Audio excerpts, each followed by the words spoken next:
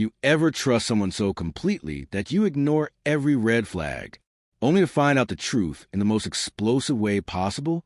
This is a story of how my wife lied, cheated, and lost everything in record time. Hey everyone, Marcus here. And listen, I thought nothing in the world could break me after everything I'd lived through. But this experience? This was the kind of heartbreak that shatters you, then weirdly rebuilds you into someone you didn't even know you could be. So buckle up, because the story is lies, cheating, revenge, justice, and an ending even I didn't see coming. Let's rewind to the beginning. Sarah and I had been together since our sophomore year at UT Austin. She was a spontaneous one. Road trips at 2 a.m., crazy ideas, never afraid of anything. I was a grounded one, the planner, the steady guy who balanced her fire. Everyone said we were perfect opposites. We got married at a little venue near Lake Travis. Honeymoon in Seattle. Adopted a golden retriever we named Teddy. Bought a house in Round Rock. I mean, we were doing everything right. Or at least I thought. The first cracks happened before I even noticed them. It started small. She stayed late at work more often. She kept her phone face down. She was too tired for intimacy.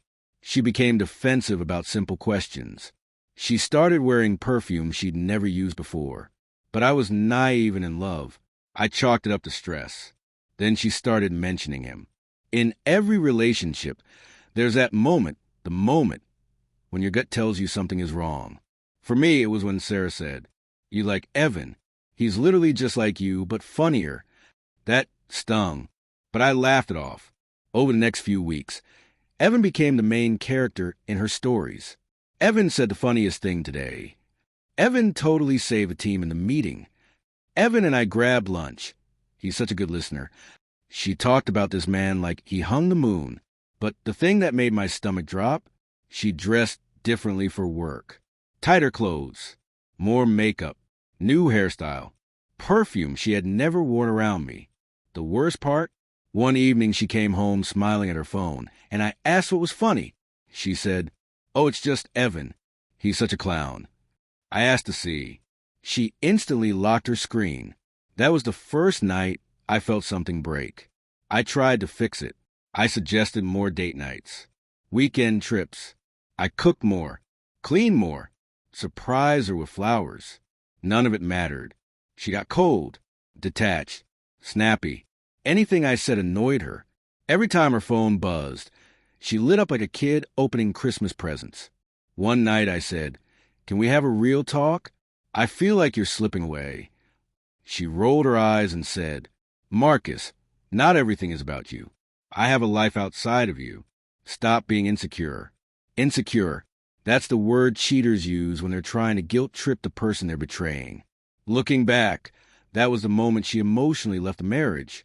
It was a Saturday. She told me she was going out with coworkers to a bar downtown. Okay. I didn't argue. Midnight passes. No text. No call. Her location is turned off. At 1 a.m., I call her. No answer. At 2 a.m., I call again, voicemail. When she finally stumbled to the door at almost 3 a.m., her hair was a mess, lipstick smudged, and she reeked of whiskey. I said, "Where were you?" She snapped back, "Stop interrogating me. I'm not your child." She stormed into the bathroom. I sat there on the edge of the bed, heart pounding, knowing something was horribly wrong. I just didn't know how bad it was. A few mornings later, fate handed me the truth on a silver platter. Sarah left her phone in the kitchen while showering. It buzzed, and buzzed again, and again.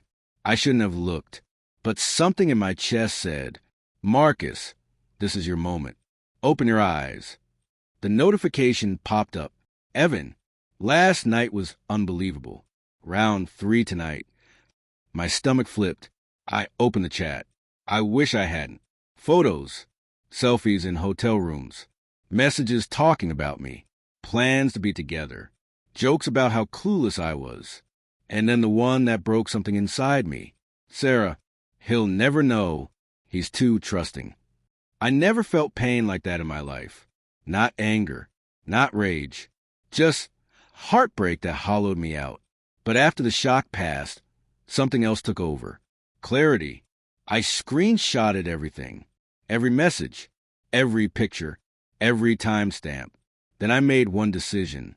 I wasn't confronting her yet. I was taking this slow and smart. I looked up Evan online, found him instantly. He and his wife Rachel had a picture-perfect Facebook profile. 2 kids, Disney trips, anniversary posts, matching shirts and family photos. My chest hurt thinking about what she didn't know. I messaged her, "Hi, Rachel. I'm Marcus. I think we need to talk about Evan and Sarah." She replied in under a minute. "What about them?" I sent a single screenshot. She responded with, "Can we meet? Please." We met at a Starbucks in Cedar Park.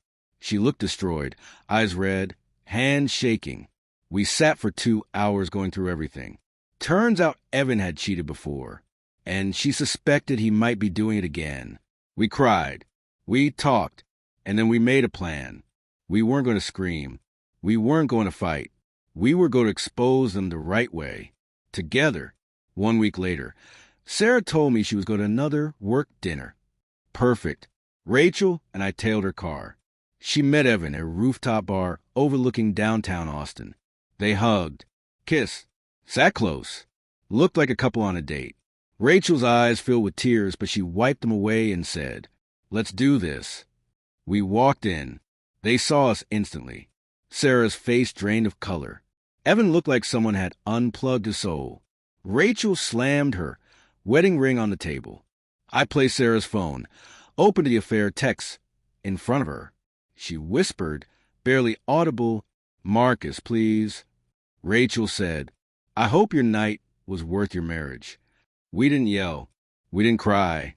We just left them sitting there in silence, exposed in front of everyone. Rachel kicked Evan out immediately, filed for divorce, got the house, the kids, and documented proof of his affair. Worse for him, his company found out. The affair violated policy since Sarah was on a project he managed. He didn't just lose respect. He lost his reputation.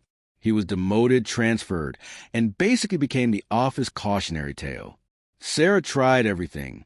Blame. You pushed me away. You stopped paying attention. You made me feel lonely. Begging. We can fix this. I'll go to therapy. I'll do anything. Anger. You're ruining our marriage. You could have talked to me. Denial. It wasn't serious. It just happened. Eventually, she broke. She confessed to spending our joint savings on Evan, hotels, dinners, gifts. She had to repay half. Friends stopped inviting her to events. Family was disappointed. She moved into a small, depressing apartment miles away. Her life shrank while mine slowly rebuilt itself. During the divorce process, Rachel and I kept talking. Not romantically, just 2 people processing massive betrayal. We'd grab coffee, go to the park, let our wounds breathe, and from that pain, something unexpected grew. A real friendship, then real feelings. It wasn't rushed. It wasn't messy. It wasn't rebound energy. It felt natural, healing, honest. We've been together for a year now. Slow, healthy, supportive. Sometimes healing comes from the most unexpected places. A few months ago, Sarah texted me, "I miss what we had. I'm sorry." I never replied.